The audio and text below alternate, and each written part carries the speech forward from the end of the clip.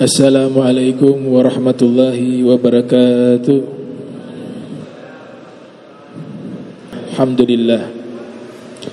Kita lanjutkan pembahasan yang lalu, masih membahas hadis At-tuhur syatrul iman, kesucian sebagian daripada iman. Para ulama, di antaranya Syekh Az-Zarjawi dalam kitabnya Hikmatut Tasri' wa Falsafatuh, beliau mengatakan bersuci itu ada 4 tingkatan.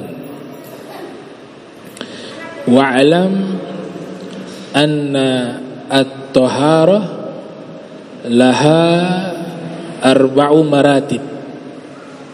Ketahuilah bahwa bersuci itu ada 4 maratib. Maratib itu artinya tingkatan-tingkatan, level-level. Al-ula, yang pertama, tathhiru zahir minal ahdath wal anjas, mensucikan zahir kita dari hadas-hadas dan dari najis-najis. Nah, inilah yang dibahas dalam kitab fikih. Yang disebut bab toharo itu bahasnya ini.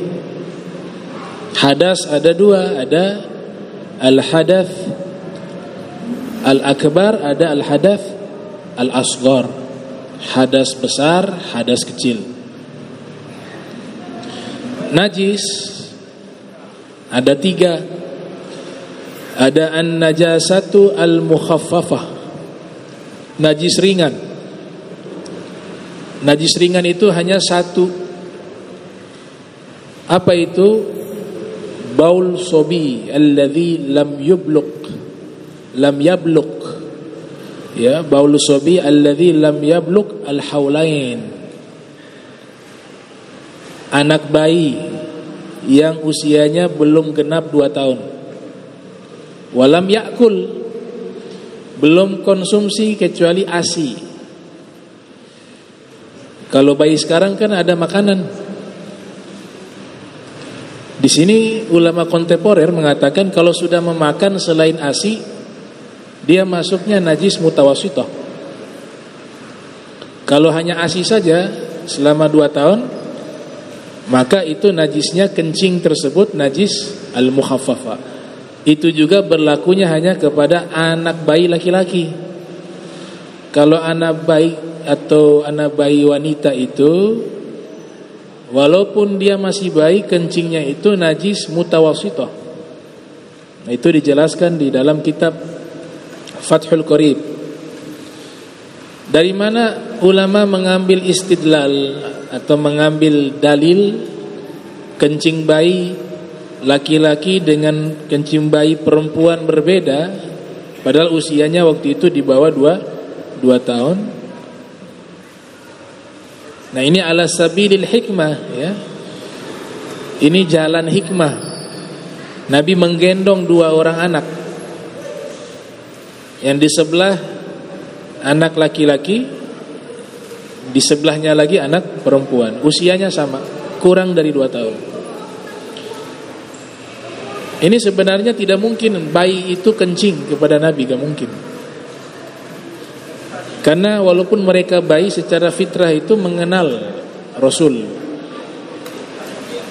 Gak ada yang su'ul adab kepada Nabi, termasuk bayi sekalipun. Makanya dulu Nabi waktu masuk ke kota Makkah, ada anak bayi yang baru lahir, disodorkan kepada Rasul. Ya Rasulullah, tolong doakan ini anak dan minta diberikan nama. Maka Nabi doakan di situ. Allah berkahilah ini anak, Allahumma barikhu mubarakan maimunah. Ya Allah, berikan keberkahan kepadanya dengan keberkahan yang berlimpah. Kemudian Nabi katakan, namakan dia dengan nama Mubarak. Wa fir riwayah Maimun. Setelah Nabi namakan itu anak, Nabi bertanya kepada bayi tersebut, masih balita, hal araftani, wahai bayi, kau kenal siapa saya? Allah izinkan bayi itu berbicara, anta Rasulullah, kau adalah utusan Allah. Jadi tidak mungkin bayi itu su'ul adab kepada Nabi. Tapi di sini ala sabilil hikmah, ada hikmah. Nanti di situ keluar hukum. Nabi gendong, kencing dua bayi tersebut, bayi laki-laki dan bayi wanita. Setelah itu Nabi meminta ini bayi diangkat oleh orang tuanya. Nabi ambil air. Nah, di sini hikmahnya. Nabi ingin tunjukkan bagaimana hukum kencing bayi yang di bawah usia 2 tahun. Ternyata bayi laki-laki itu Nabi hanya percikan air begini. Bekas kencing bayi laki-laki Nabi hanya percikan air. Tapi ketika bayi perempuan yang kencing di sisi, ini riwayat apa sisi kanan apa sisi kiri ini masih belum dipastikan. Di sebelahnya ini kencing bayi perempuan. Nabi tidak percikan, tapi Nabi alirkan air. Yang bayi laki-laki kencingnya dipercikkan, yang bayi perempuan Nabi tuangkan air. Nah, cara menghilangkan najis mutawasito itu tidak cukup dipercikkan, harus dituangkan air. Cara menghilangkan najis ringan itu cukup dipercikkan. Dari situ ulama mengambil kesimpulan bahwa kencing bayi laki-laki yang 2 tahun ke bawah dia najis mukhaffafa. Dinamakan an-najasatu al-mukhaffafa, ringan, najis ringan, karena menghilangkannya gampang. Percikan. Kemudian dikatakan najis al-mutawasito karena menghilangkannya itu tidak gampang dan tidak susah. Di tengah-tengah. Al-mutawasito artinya di tengah-tengah. Itu dengan dituangkan air. Itu disebutkan dalam kitab Bulughul Maram, karya Al-Hafiz Ibnu Hajar Al-Asqalani yang lahir tahun 773. Kemudian dijelaskan oleh Imam As-Sun'ani dalam kitab Subulus Salam. Juga dijelaskan oleh Sayyid Alwi bin Abbas Al-Maliki, ayah daripada Profesor Dr. Abuya Sayyid Muhammad ibn Alwi Al-Maliki. Judul kitabnya Ibanatul Ahkam. Nah, penjelasan itu ada di situ. Lijariya tugsal, lijariya yuksal, walil gulam yurosh. Atau kama qala, anak perempuan yang kencing itu Nabi tuangkan air. Sedangkan anak laki-laki yang kencing itu Nabi percikkan air. Nah, itu najis, namanya an-najasatu al-mukhaffafah. Najis yang kedua an-najasatu al-mutawassithah. Selain dari kencing bayi yang usianya di bawah 2 tahun, maka dikatakan dia najis pertengahan. Dan juga bukan najis dari kalb wa khinzir, anjing dan babi. Dia bukan najis anjing babi dan bukan najis daripada kencing bayi yang di bawah 2 tahun. Namanya najis pertengahan. Nah, ini paling banyaknya najis. Najis yang terbanyak itu najis an-najasatu al-mutawassithah. Naik lagi najis yang ketiga, an-najasatu al-mughallazah, najis berat. Dikatakan najis berat karena cara menghilangkannya itu lebih sulit daripada najis pertengahan dan najis ringan. 7 kali cucian, satunya campuran air dengan tanah. Di Jordan itu ada sekarang sabun terbuat dari tanah, ya kan? Jadi langsung sabunnya sudah ada dari tanah. Kalau mau hilangkan najis mughallazah, ya mereka gosok pakai sabun itu. Karena memang mazhab Maliki tidak menganggap najis itu anjing. Banyak yang memelihara anjing, mazhab Maliki. Sedangkan di situ juga ada mazhab Syafi'i yang jika tersentuh jadi najis, apalagi dalam keadaan basah, maka dibuat produk sabun tanah. Dan di dalam kitab Ibanatul Ahkam itu bakteri yang ada di liurnya anjing terutama itu tidak akan bisa dihilangkan dengan zat kimia apapun, dengan sabun model apapun gak bisa hilang. Itu bakteri-bakteri yang ada di liurnya anjing itu hanya bisa hilang dengan campuran air dan tanah. Itu penelitian modern di zaman kita. Nabi sudah ajarkan 1000 tahun yang lalu. Makanya harus pakai tanah. Tuhur ina ahadikum idza walagha fihi al-qalbu an yaghsila sab'a marratin ulahunna biturab. Hadza mansus fil hadis. Cucilah wadah kalian apabila dijilat oleh anjing dengan cara 7 kali cucian, satunya dicampur dengan tanah. Ini dikatakan dalam mazhab kita, mazhab Syafi'i, wajib. Caranya seperti itu. Teknisnya ada macam-macam. Cuci dulu pakai air, terakhir ditutup dengan tanah, baru cuci lagi. Boleh? Atau di awalnya langsung campuran air dan tanah, kemudian setelah itu dicuci, boleh juga sampai 7 kali. Wal afdal al-athani, yang paling afdal yang kedua, yaitu campuran air dan tanah dulu dibersihkan, baru dicuci, karena dia lebih bersih. Karena awalnya sudah ada campuran tanah, setelah itu kan otomatis dicuci, maka menjadi bersih. Lantas babi bagaimana? Khinzir, bab kias, gak ada hadis secara sharih, baik pun firman Allah dalam Al-Quran yang menyebutkan bahwa khinzir itu adalah hewan yang najis, al-mughalladha, gak ada. Terus dari mana ulama berkesimpulan babi sama seperti anjing? Mereka mengatakan al-khinziru afsad minal kalb. Oh, kalau anjing saja najis, wah babi lebih parah dari anjing. Maka masuk juga dia najis. Karena di dalam hadis anjing itu haram dibunuh. Walaupun dia hewan najis, menurut mazhab Syafi'i dia hewan yang dimuliakan. Sampai dikatakan di bab tayamum itu termasuk al-haywanu al-muhtaram, makhluk yang dimuliakan. Orang yang kehausan, ini hanya analogi dalam fikih, kehausan di tengah gurun pasir, kita punya air 1 gelas, ya, kemudian di tengah gurun pasir ada anjing kehausan, air ini kita minum habis, ada 1 botol untuk wudhu, sudah tiba waktu sholat. Kita diperintahkan apa? Berikan minuman itu kepada anjing yang haus itu. Lantas kita bagaimana? Tayamum.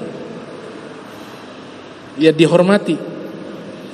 Bahkan dikatakan kalau airnya 1 gelas, yang di hadapan kita di tengah gurun pasir kehausan, ada manusia kehausan, di sampingnya juga ada anjing kehausan. Tapi manusia ini disebut tarikus sholah, orang yang sehari-harinya suka meninggalkan sholat 5 waktu. Bagaimana pandangan fikih? Lebih afdol kasih minum anjing itu.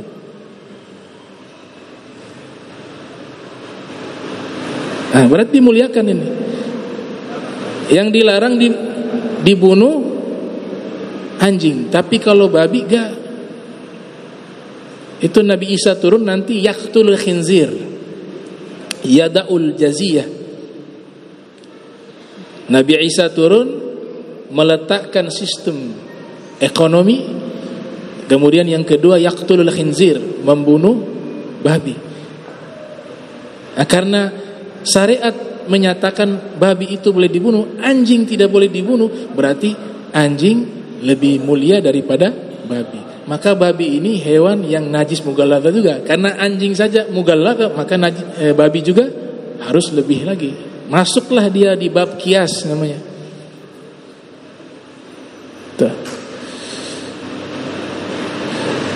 Anjing yang diperintahkan dibunuh hanya 1, kalbun akur, anjing rabies. Alasannya bukan karena anjingnya, bukan. Karena mudarat bagi manusia. Kalau digigit ini bisa infeksi. Itu yang dihindari dalam syariat.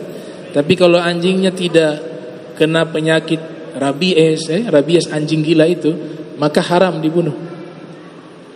Wajib dimuliakan. Salah satu ulama mazhab Syafi'i bernama Abu Ishaq As-Sayrazi. Abu Ishaq As-Sayrazi yang mengarang kitab Al-Muhadzab. Beliau jalan dengan murid-muridnya di satu gang sempit, berpapasan dengan seekor anjing. Karena anjing melihat banyaknya orang itu, takut dia. Anjing mau lari, mundur, berbalik arah.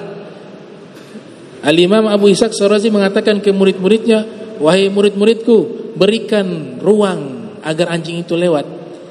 Karena kita punya hak di jalan ini, dan anjing itu juga punya hak di jalan ini. Dikasih kesempatan anjing itu lewat. Nah itu bersuci yang pertama tuh. Tadhiru az-zahir minal ahdath wal anjas. Mensucikan zahir kita dari hadas kecil maupun hadas besar, dan dari najis. Naik ke level kedua. Ats-tsaniyah tathhirul jawarih minadz-dzunub wal atham. Di sini pembahasannya sudah bukan pembahasan fikih. Di sini pembahasan fikih secara zahir perbuatan dosanya.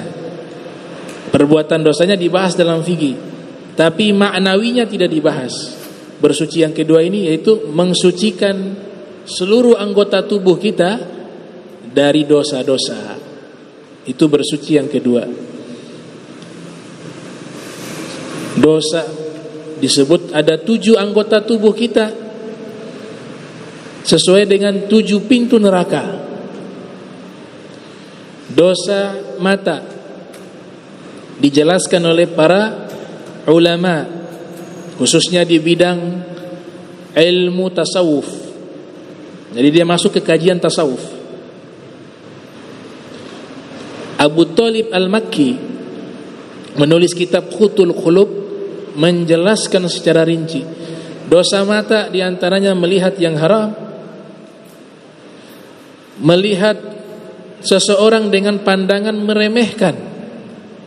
Itu juga ma'asiyatul ain, maksiat mata, melihat yang haram, melihat orang lain dengan pandangan meremehkan, melihat orang lain dengan pandangan sinis, melihat orang tua dengan pandangan tajam. Ini semua maksiat mata. Maksiat lidah, kata Imam Ghazali ada 20 paling banyak. Menggunjing masuk maksiat lidah. Al-lisan jirmuhu shagir wa jurmuhu kabir. Lidah bentuknya kecil tapi dosanya besar, kejahatannya besar. Menggunjing masuk, memfitnah masuk di lidah, sumpah palsu lidah, berbohong, adu domba. Al-Ghazali mengatakan kurang lebih 20 dosa yang disebabkan oleh al-lisan. Al-lisan jirmuhu shagir wa jurmuhu kabir. Lisan bentuknya kecil tapi bahayanya sangat besar. Kemudian ada lagi dosa apa? Telinga. Mendengar gunjingan, ada orang datang menggunjing tapi kita menjadi penikmat, pendengar, masuk kata Rasul. Innal mustami'a mushtarakun fil ma'siyah fi ahadil muktabain. Al-Ghazali katakan dalam kitab Bidayatul Hidayah, yang dengar gunjingan orang dari orang yang menggunjing, maka dia termasuk salah satu dari 2 orang yang menggunjing. Kenapa? Karena kalau tidak ada yang dengar, gak mungkin ada yang cerita. Tapi karena dia tahu kita siap mendengar, maka dia gunjing. Dan ini punya pengaruh, semua ini, mata, telinga, lisan, dia pengaruhnya ke hati. Itu bahasa Inggris, hati kan heart. Tapi kalau huruf H dan huruf akhirnya T itu dihapus jadi telinga, ear. Jadi telinga ini akan mempengaruhi hati. Mata juga begitu. Lisan juga. Kalau lisan menerjemahkan isi hati. Al-lisan nisful qalb. Lidah bagian separuh dari hati. Innal kalama la fil fuadi wa innama ju'ila al-lisanu 'ala al-fuadi dalilah. Ucapan yang sebenarnya itu di hati. Adapun lisan hanya bertugas menerjemahkan isi hati. Kemudian dosa tangan, mencuri dan seterusnya, memukul, dosa kaki, dosa kemaluan, dosa perut. Perut apa? Aklul haram, memakan yang haram, memakan hartanya orang secara zalim, memakan harta anak yatim secara zalim, masuk ke perut. Sesuai dengan 7 pintu neraka, kata Abu Thalib Al-Makki. Siapa yang menjaga 7 anggota tubuh ini dari dosa, maka Allah menutup 7 pintu neraka untuknya. Tapi siapa yang melakukan dosa dengan 7 anggota tubuh tersebut, maka Allah akan membukakan pintu neraka itu untuknya. Na'udzubillah min dzalik. Nah, bersuci yang ketiga, tathhir, ya, qalbi minal akhlaq al-madhmumah, mensucikan hati dari akhlak-akhlak yang tercela. Wa inna ab'ada qulubin nasi min rabbinar rahim qalbun qasi. Manusia yang paling jauh dengan Allah adalah manusia yang paling keras hatinya. Bagaimana bisa hati menjadi keras? Apa penyebabnya? Hati menjadi keras karena sebab dosa-dosa yang tidak diistighfarkan. Man aznaba dzanban nuqita fi qalbihi nuqtatun sauda. Siapa yang melakukan satu dosa, maka ada satu titik noda di hatinya. Fa intab sukil. Kalau dia bertobat dengan sungguh-sungguh kepada Allah, maka noda itu akan dihapus oleh Allah. Wa in lam yatub zada dzalika hatta yaswadda qalbuh. Tapi kalau dia tidak bertobat, setiap melakukan dosa, noda itu bertambah banyak sampai akhirnya hatinya menjadi hitam pekat, menjadi keras seperti batu. Kal hijaratihi au ashaddu qaswah. Kalau dia sudah keras, lebih keras daripada batu. Kalla bal rana ala qulubihim ma kanu yaksibun. Kalau sudah jadi keras seperti batu, jadi karatan, jadi rusak. Kal mayyit wujuduhu ka'adamihi. Jadinya orangnya hidup tapi sebenarnya tidak hidup. Kif tidak hidup? Hatinya sudah mati. Hatinya sudah mati. Makanya antum-antum yang bisa hadir majelis, itu salah satu indikator hatinya masih hidup. Ada orang berat sekali datang ke tempat yang baik, bukan karena dia tidak bisa datang ke sini. Enggak. Allah tidak mau dia datang ke sini. Kenapa? Mungkin salah satu indikator hatinya itu sudah banyak noda di situ dan dia tidak bertobat dengan dosa itu. Alhamdulillah yang mudah membaca Al-Quran, bersyukur sama Allah Ta'ala. Kenapa? Allah sudah izinkan kita membaca firman-Nya. Kalau ada orang berat membaca Al-Quran, bukan dia tidak mau baca Al-Quran, Allah tidak mau firman-Nya itu dibaca oleh orang itu. Begitu sholat, semua amal baiknya harus kebalik konsepnya. Karena yang butuh kita, Allah gak butuh sama kita. Allah tidak butuh sholat kita, Allah tidak butuh zakat kita, Allah tidak butuh haji kita, Allah tidak butuh puasa kita. Tapi kita yang butuh kepada Allah. Maka kitalah yang harus memohon Allah mudahkan kita melakukan amal baik. Nah ini kalau hati keras susah, nasihat gak bisa masuk. Ya, kemudian kebaikan gak bisa masuk. Kenikmatan ibadah gak bisa. Khusyuk gak bisa. Semuanya hilang. Kalau hati sudah ghazwah, namanya qaswatul qulub. Makanya dikatakan wa inna ab'ada qulubin nas min rabbinar rahim qalbun qasi. Ini hati-hati nih orang yang jauh dengan ibadah, jauh dengan kebaikan, hati-hati, berarti hati kalian ini jauh dengan Allah. Kenapa jauh dengan Allah? Keras. Akhirnya visi misi hidup yang sesungguhnya sudah dia lupakan.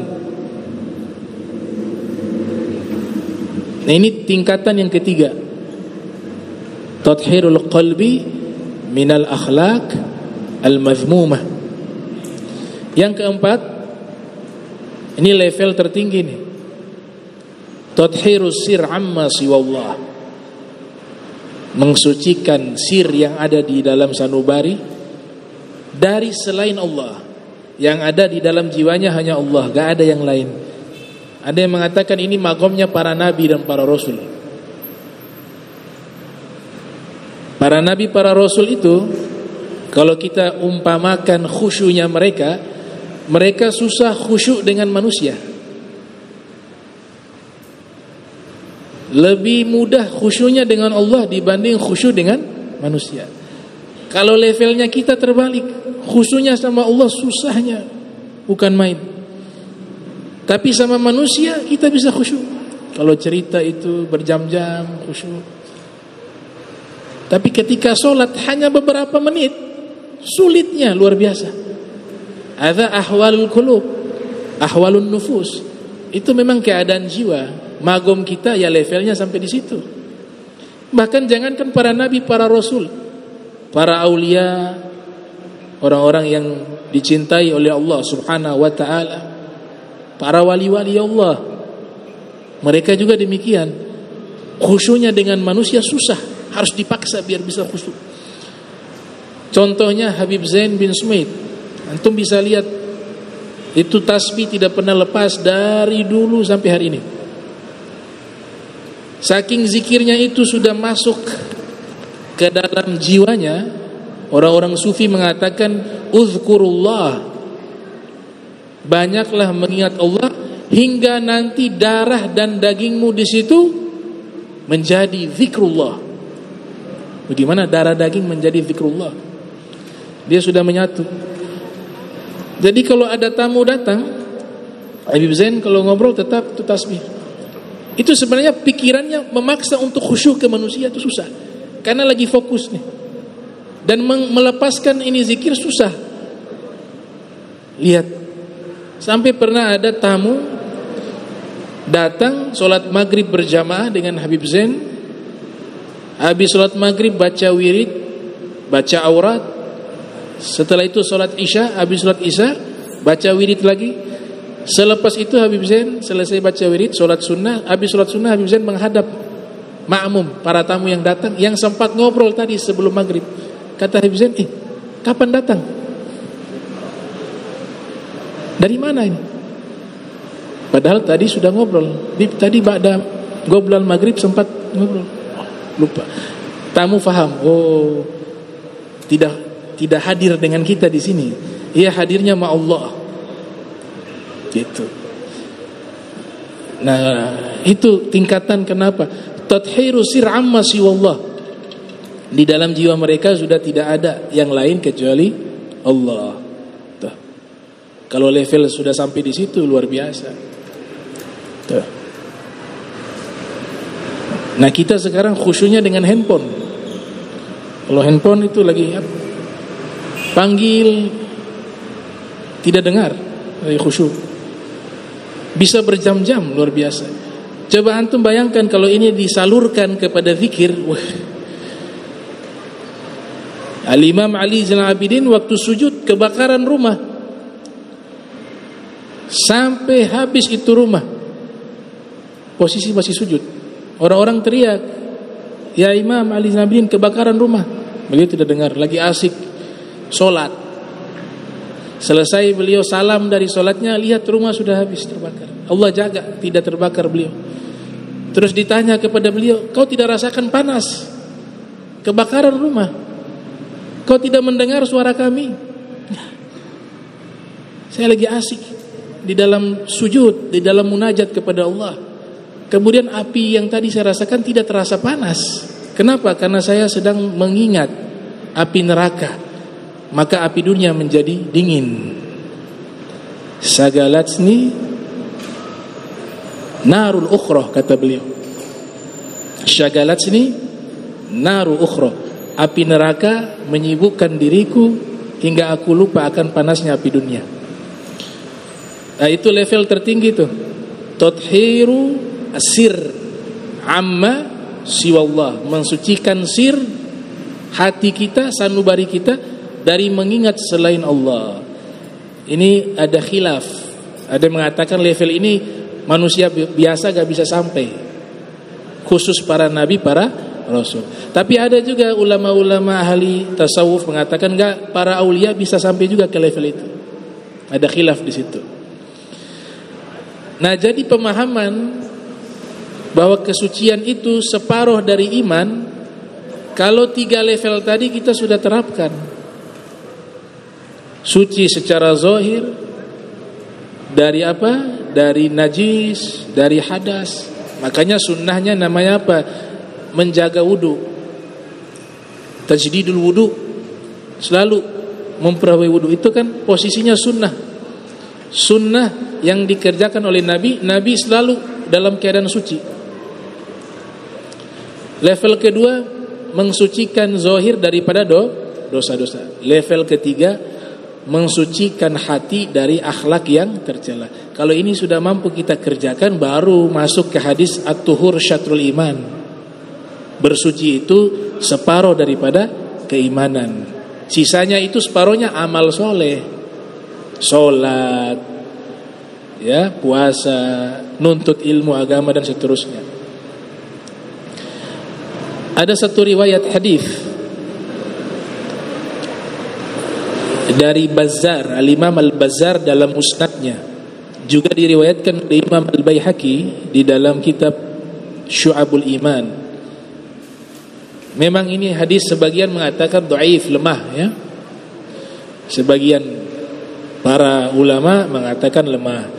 Tapi saya agak berani mengatakan lemah karena ada juga ulama yang mengatakan hadis ini hadis yang baik.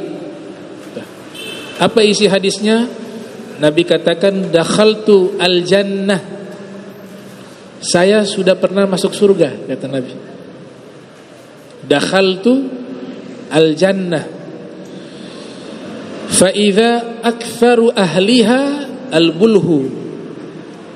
Ketika saya masuk ke dalam surga, saya melihat populasi penghuni surga yang paling banyak itu al-bulhu. Apa itu al-bulhu? Qala ahlul lughah dha'ful akal, orang yang lemah akal.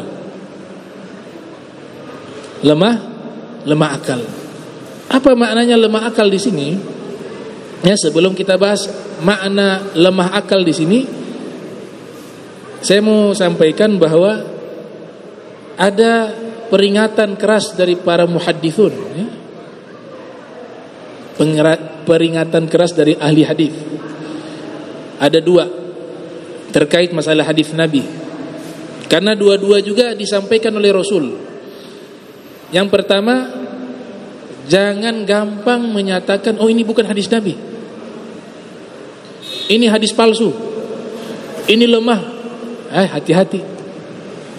Kalau benar-benar itu dari Nabi, kita katakan bukan dari Nabi. Nabi katakan saya menjadi musuhnya di hari kiamat. Kira-kira nasib orang semacam ini bagaimana? Sedangkan di hari kiamat kita lagi butuh syafaat pertolongan beliau, tapi sebaliknya jadi musuh. Makanya jangan gampang mengatakan, oh ini bukan dari Nabi, ini hadis palsu. Sabar dulu, hati-hati.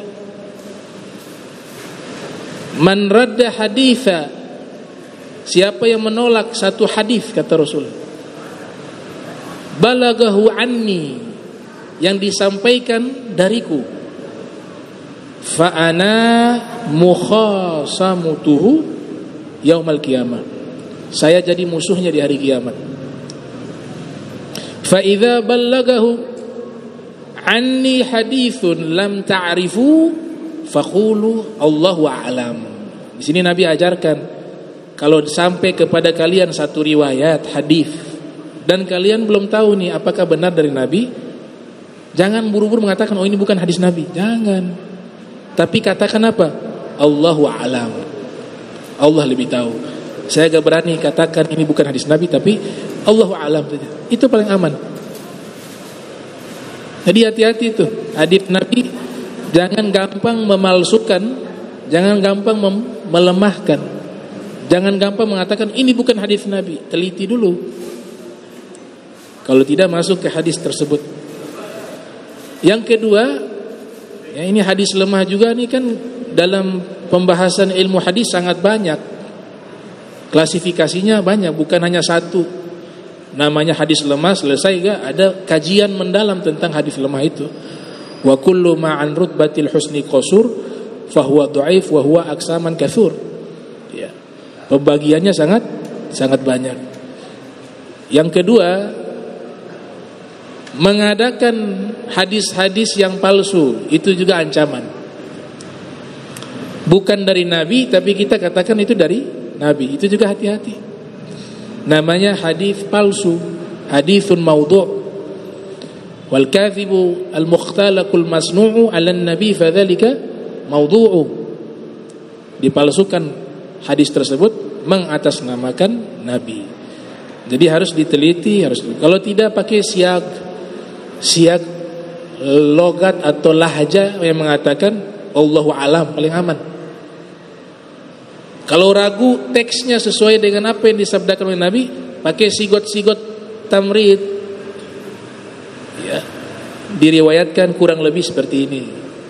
Atau au kama qala Nabi, sebagaimana yang disabdakan oleh Nabi seperti ini. Itu lafadznya ada yang kurang-kurang, tapi maknanya yang penting sama, itu tidak mengapa. Tapi kalau sudah menggunakan lafadz tahqiq, Rasul bersabda atau qala Rasulullah, konsekuensinya itu secara lafadz dan makna harus sama. Itu regulasi di kalangan para al-muhadditsun. Baik. Nah, hadis ini yang Nabi katakan saya masuk ke dalam surga, saya dapati penghuni surga yang paling banyak adalah orang yang lemah akal. Al-bulhu dha'fu al-aqli. Riwayat Imam Bazzar dan riwayat Imam Al-Baihaqi dari sanad bersambung kedua sahabat Jabir bin Abdullah dan Anas bin Malik. Apa maknanya ini? Ternyata hadis ini gobul indal Imam Auza'i. Imam Auza'i menerima ini sebagai hadis. Makanya beliau berikan tanggapan. Yang dimaksud lemah akal di sini, kalau bahasa kita zaman sekarang ini, orang polos.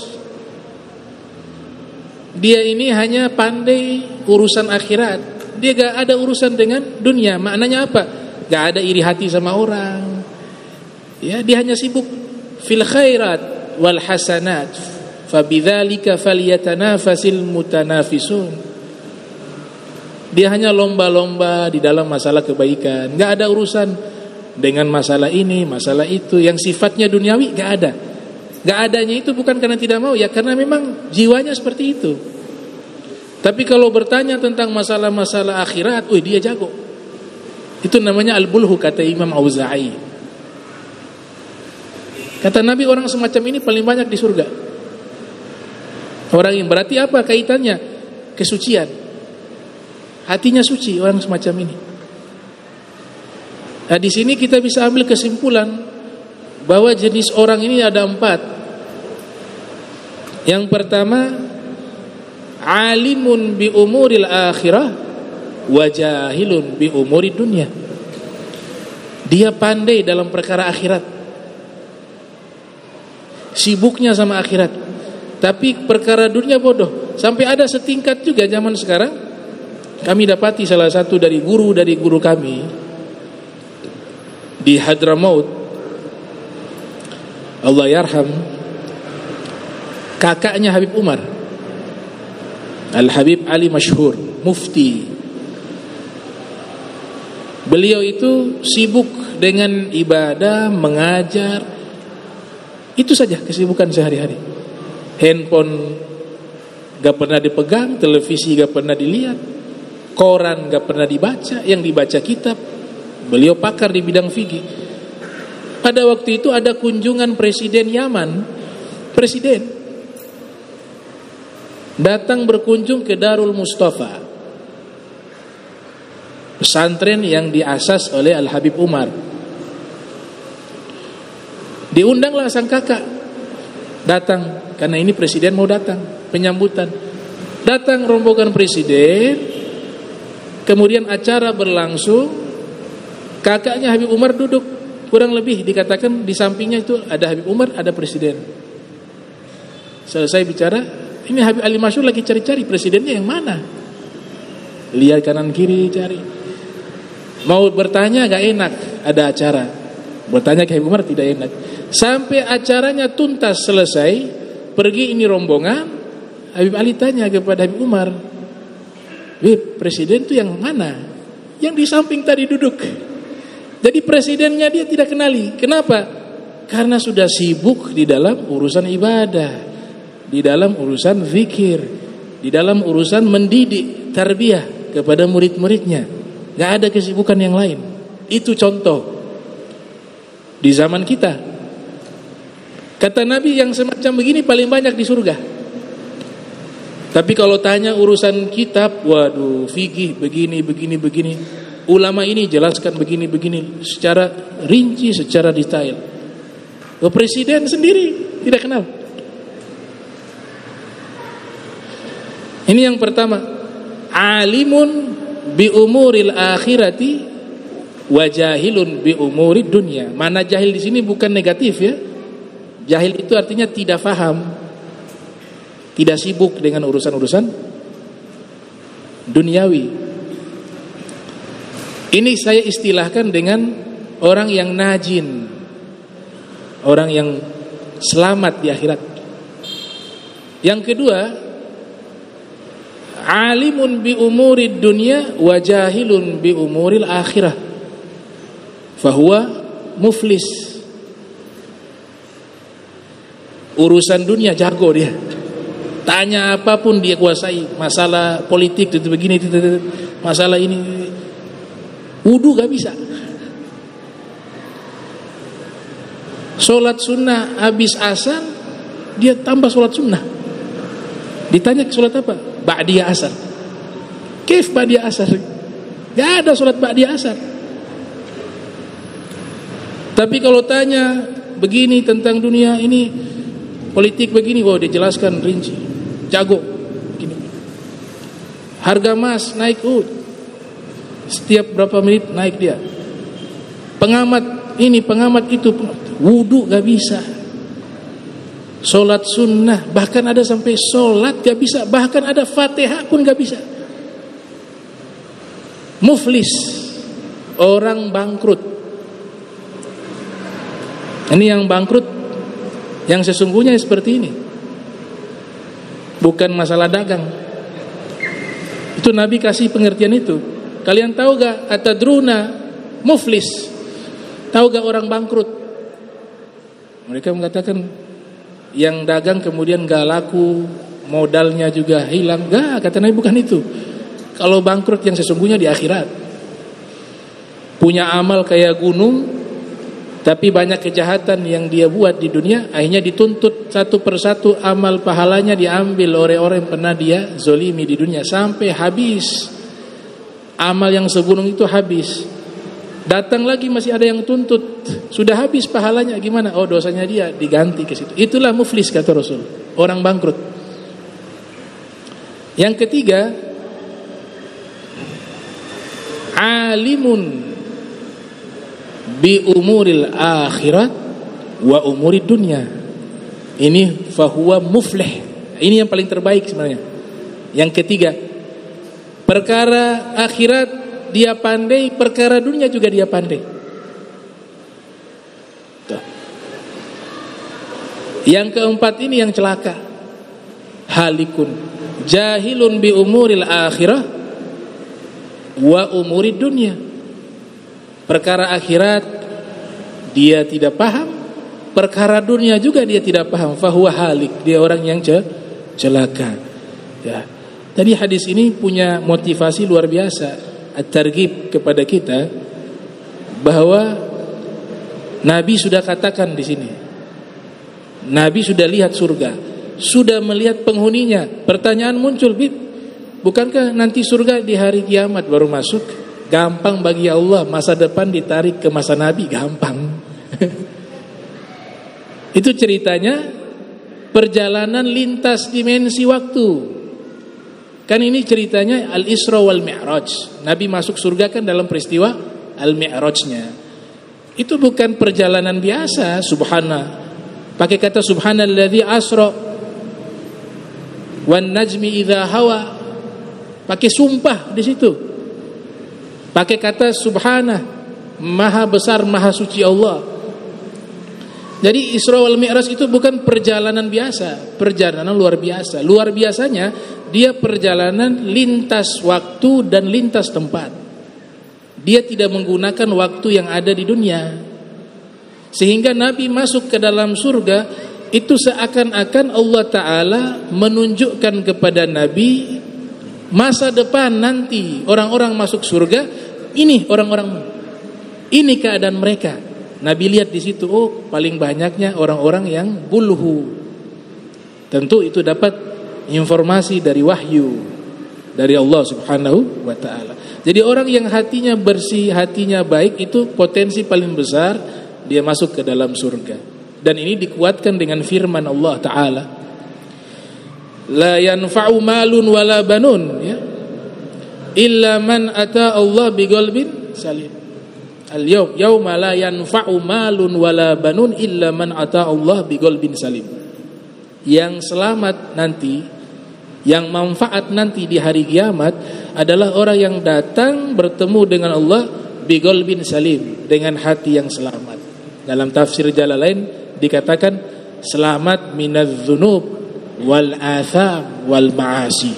Selamat dari dosa-dosa, selamat daripada maksiat, selamat dari penyakit-penyakit hati. Itu yang nanti selamat di sana. Nah, jadi ini tingkatan bersuci yang levelnya sampai 4 level, ya. Kita harus berusaha paling minimal masuk, bukan minimal, memang harus. Kalau mau selamat harus berusaha hati kita ini masuk ke level 3. Kita suci secara zahir, suci secara fisik dari dosa, dan hati kita juga harus suci. Nah, yang semacam inilah yang disebut nanti al-bulhu. Hatinya bersih, dia masuk ke dalam surganya Allah Subhanahu wa Ta'ala. Itu bulhu secara global. Itu pernyataan Imam Auza'i. Nah, insyaallah ini karena waktu, nanti pertemuan berikut kita bahas periwayat hadis ini. Sahabat yang bernama Abi Malik Al-Harith ibn Asim Al-Ash'ari. Pertemuan berikut kita bahas biografi beliau secara singkat. Mudah-mudahan Allah Ta'ala ampunkan dosa kita, diberikan kemudahan di dalam taat wal ibadah dan takwa kepada Allah Subhanahu wa Ta'ala, dijauhkan dari segala penyakit, dari segala musibah. Amin ya rabbal alamin. Allahumma jam'ana hadza jam'a marhuma wa tafarraqana min ba'di tafarruqan ma'zuma wa la taj'al minna wa la minna shakila mahruma. Subhanaka bihamdika asyhadu an astaghfiruka wa atubu ilaihi. Wa sallallahu ala sayyidina Muhammadin wa ala alihi wa sahbihi wa barik wasallam. Wa la fu minkum wassalamu alaikum warahmatullahi wabarakatuh.